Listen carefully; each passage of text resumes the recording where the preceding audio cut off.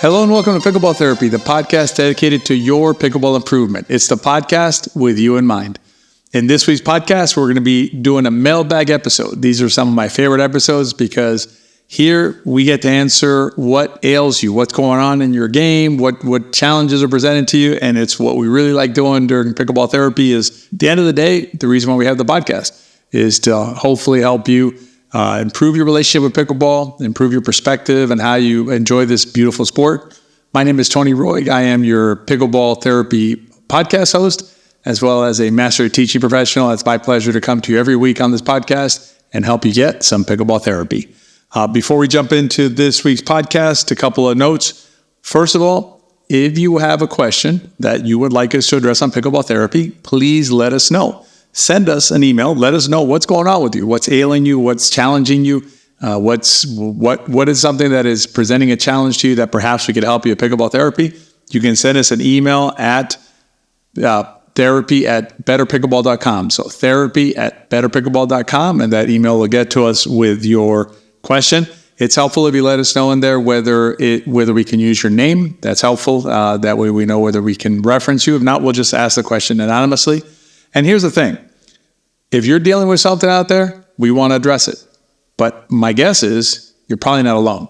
What I mean by that is there's other players out there who are probably facing the same things that you're facing. So having the question gives us an opportunity to help you and also help lots of other players. So please feel free to send those to us.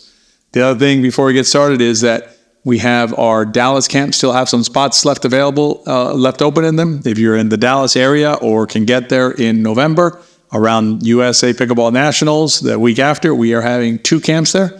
These camps are a lot of fun, and they're one of the few chances that players get to be on court with both CJ and me. It is an awesome experience, so highly recommend you check those out. Also, make sure you be on the lookout for our upcoming mini-series. It's basically when we start a new class, we have a mini-series. Lets you come in, get a sort of a flavor for how we teach and the way we look at pickleball and the way we help pickleball players. So make sure you're on the lookout for our upcoming mini-series. You can check that out. And if it's your time, we'll see you inside the pickleball system class. All right, let's jump into the mailbag and see what's going on. Letter number 1 we got is from Jeff, and it has to do with picking a pickleball coach. How do you pick a pickleball coach? And this is going to relate to the program I just mentioned that CJ and I have, the class that CJ and I have, because there's a way of thinking about pickleball that is unique to how we come to the game, or how we teach the game, I should say, which is we use an approach called the FOSS approach, FOSS, like flossing your teeth, but without the L. And it stands for framework, objective, strategies, and shots. What we find is that a lot of players out there end up chasing shots and some strategies. And not a criticism of coaches out there. Some coaches out there, that's what they can do. They can teach you how to hit a dink or a third shot drop or a volley, things like that. There are other coaches, and CJ and I are among them, who go beyond that and teach you the framework of pickleball. In other words, the analogy that we like to think about is, metaphor I should say, that we like to think about is a puzzle. I give you 1,000-piece or 10,000-piece puzzle, and I say, let's build this puzzle. My guess is you're going to say, well, where's the box cover, right? Where's the picture of this puzzle so I know what I'm trying to build? What happens is a lot of players out there don't have the box cover. Yet they're trying to build a pickleball game. So what do? They just have a bunch of pieces. And maybe they can put 2 together here and 3 or 4 together over there. And maybe the corners, because those can be identified. And some of the edge pieces, okay, I start seeing what's going on a little bit. But it is a very cumbersome and long process to try and build a puzzle without a box cover. So what I would suggest to you is that if you're trying to pick a coach, what I would do is I would ask that coach what their philosophy is on how they teach pickleball. How do they come at the game? What will you be learning during your pickleball training with that coach? And it's fair to ask questions because you are entrusting your pickleball, right? Which is an important component of your enjoyment, your relationship with this game. You're entrusting that to this coach. So asking some questions ahead of that, in the front end will help you make sure that you find a coach that meets your expectations. Our suggestion is it's a coach who can teach framework, can teach objectives, then from there teach strategies and shots, give you the bigger picture of what's going on the court, not simply teach you some shots and then hope that you can figure it out yourself or put it together yourself. So that's the answer to letter number 1. Ask them their philosophy and make sure that they have a framework component to what they're teaching you. All right, letter number 2 is about paying it forward. This one comes from Minders. And what he's talking about here is basically, to remember that we once were welcomed into the sport, and to remember that when we're interacting with other folks out there. We mentioned this, I believe it was the last podcast, we talked about metrics, some different metrics, and one of them was, making sure that you're the one that you're at least attentive to somebody new coming to the courts, and if that person is not being received by other players, make sure that you make it your job to receive that player, to go interact with that person. They're a human being. They want to enjoy the sport as much as we do, and I think it's important for all of us to take a role with that. And I wanted to give you an update on CJ and my metric. So one of the metrics that I had mentioned in last week's podcast had to do with giving the gift of pickleball.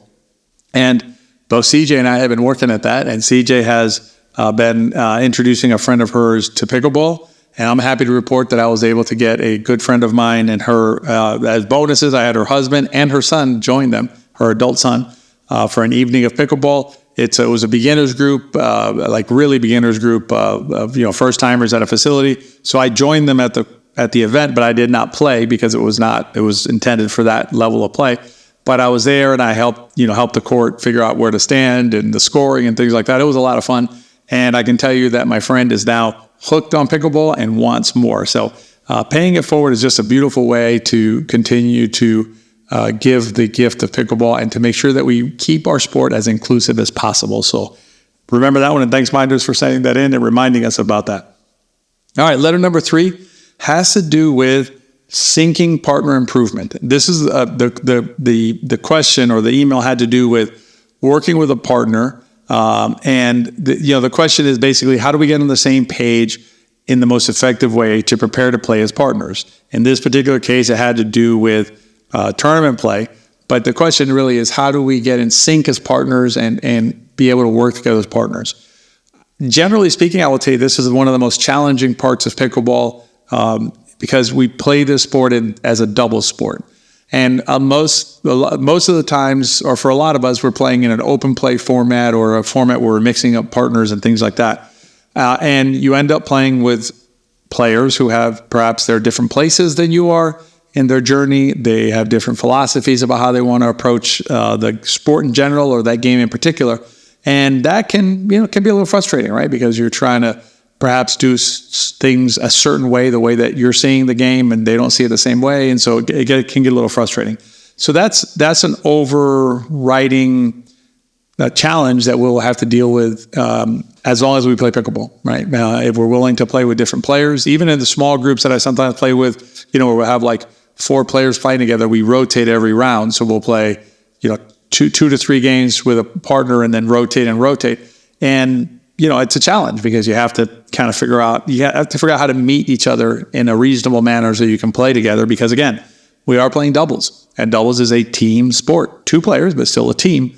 And so, it's a challenge. Now, in terms of if you have, in this case, the question has to do with a more regular partner, someone who you're trying to, as I said, in this case, they're trying to play some tournaments together. So how do you work together there?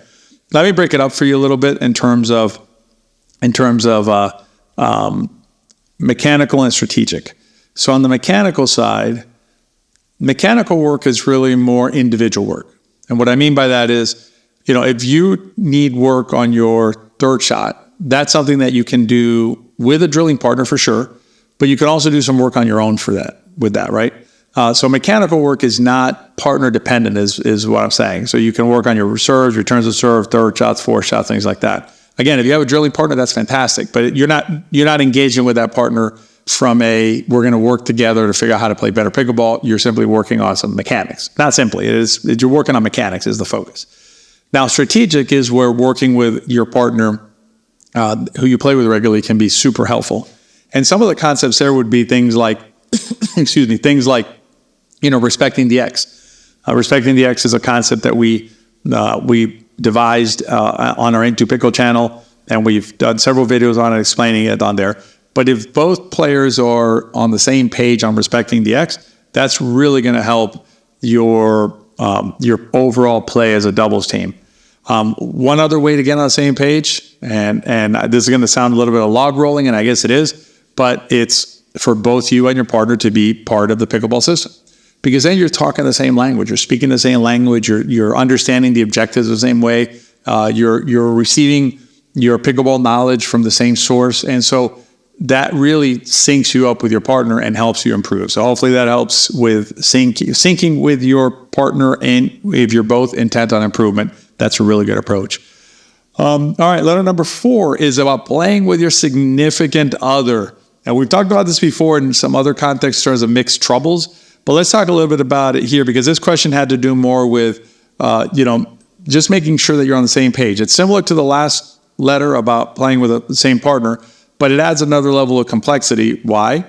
Well, 2 reasons. 1, it's mixed doubles. 2, it's your significant other. It's the person who you have to go, you not have to, but you want to go home with after you play pickleball. So there's some of the same concepts you can apply from the last time, understanding, for instance, respect the X, understanding, who's responsible for certain situations, who covers that middle shot, right? The 4 shot. Is it the player who's up, or should it go through to the other player? Things like that are really helpful to be on the same page about. And what you want to do at the end of the day is particularly in mixed doubles, is find a balance. And by a balance, what I mean is usually there's one player, and this is both in mixed and non-mixed, but usually there's one player who's the finisher, right? Who's the player who is better at finishing the rally. And we go back to the basic premise that the best way to figure out who should hit what ball is to answer this question. What shot is best for my team, right? For our team. What's the best shot for our team? That's who you want to hit the shot. It's not I should hit the shot or you should hit the shot. It's if it's better for me to hit this particular ball in this situation, I should do that. If it's better for you to hit the ball in the particular situation, then you should hit the ball. There's no ego involved. You look at it purely objectively in terms of what's best for your team. And it sounds mushy, right? Because you're just saying, well, what's best for the team in a given situation? That's one of the beauties of pickleball, is the level of complexity that can get developed while you're playing. There's so many variables that when you think about, let me just give you one example. So you have a ball traveling through the middle, high and through the middle. Well, I need to know, where are you and where is your partner, right? Is one of you up, one of you back? Is one of you closer to the ball left to right than the other one? Who can get to the ball first?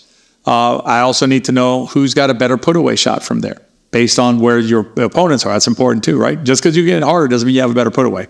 And sometimes the best shot is not a hard shot; it's an angled or a well-placed shot, I should say, a better position shot. I also need to know, where are your opponents? Are they one up, one back? Are they both up? Are they both back? There's all sorts of variables that go into that. Once you put that all in the black box, if you will, and shake it up, there's an answer that comes out, and the answer will be that I should hit that ball, or you should hit that ball in that situation.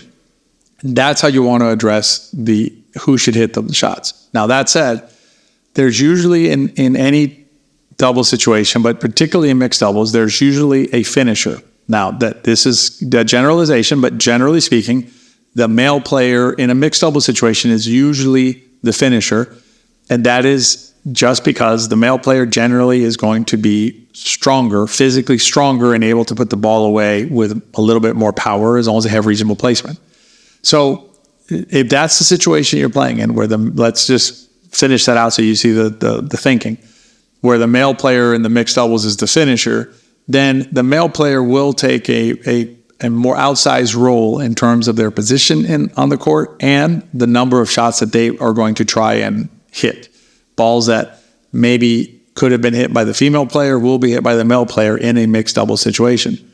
What you need to do, though, is find the balance, because there are players who overcommit, overstretch themselves on their assertions standpoint. And an example that comes to mind is one of the pro players, Jay DeVilliers. Amazing talent, great player, seems like a very nice person. Every time I've chatted with him, seems like a very nice person. But when I see him playing mixed doubles, he has a hard time finding that balance, and he tends to be too far over on the I'm going to hit every shot, as opposed to, okay, maybe I can dial it back a little bit and let my partner hit some more balls. There are situations, though, where the player will go too far the other way, which is a player who doesn't come over enough to finish and provide assistance in those situations. So you got to find that balance. But one thing I'm going to tell you, when you're playing with your significant other, there's a video that we did. It's on our Into Pickle channel. I'll put the link in the show notes. We call it the Hackenberg rule. You need to find a way to make physical contact with your partner between rallies. Totally changes the dynamic. It avoids pressure building up, meaning like that steam building up inside. And it's physical contact, not a paddle tap. It's very different. So I'll put a link in the show notes, or you can go to Into Pickle and search Hackenberg with it's Hackenburg, the Hackenberg rule. The Hackenbergs are legendary players from Michigan, a husband and wife combo that have been playing pickleball together for a long time. Very good team, lots of medals. But they go through trials and tribulations like anybody, and they have this rule where they have to touch every time. You'll see it. All right, let's go to letter number, before we go to letter number 5, reminder, if you want to support what we do, all of our efforts here at Pickleball Therapy and the other things that we do, if you will use the links that we provide, we're not asking you to change your behavior. Just buy what you're going to buy normally. If you want to buy a grip, or you want to buy a shirt or a towel or whatever you need, right? Balls.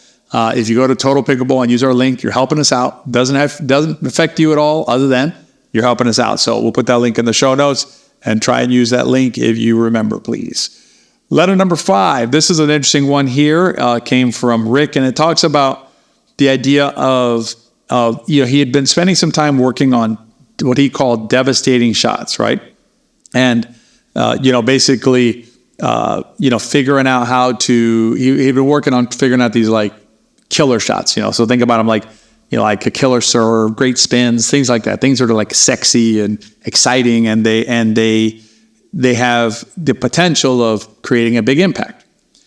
And what he found was that those shots would only get him so far, because eventually his opponents either figured it out, right? Or he was now playing against opponents more at his level, and those shots don't work anymore. I've heard the same stories from other folks who I know who spent a lot of time implementing spins into their game, only to figure out that, wait a minute, that kind of wore off. It doesn't really work anymore because everybody figured out how to do it and how to address my shot. So what you need to understand is that these kind of sexy shots usually have a pretty short shelf life, especially when you rate them or when you look at them relative to the amount of time it's going to take you to develop those shots so they're worth anything, right? So that they at least do something for you. It's a lot of investment of time and effort to get these quote-unquote devastating shots. The other side of the coin that Rick mentioned was the idea of playing patiently, right? Patient, fundamentally sound pickleball, just doing the thing, right? Just step 1, step 2, step 3 of the rally, let's go, and nothing sexy, nothing devastating. And he found that has helped him a lot more, which is how we teach inside the pickleball system. There's no noise in there. We're not going to give you like this, devastating, 90 mile an hour shot that's going to change your game, because that doesn't exist. We will give you the shots that you need, the shots that help you develop a patient, well-developed game that you can use. And here's the thing that I'm going to suggest to you.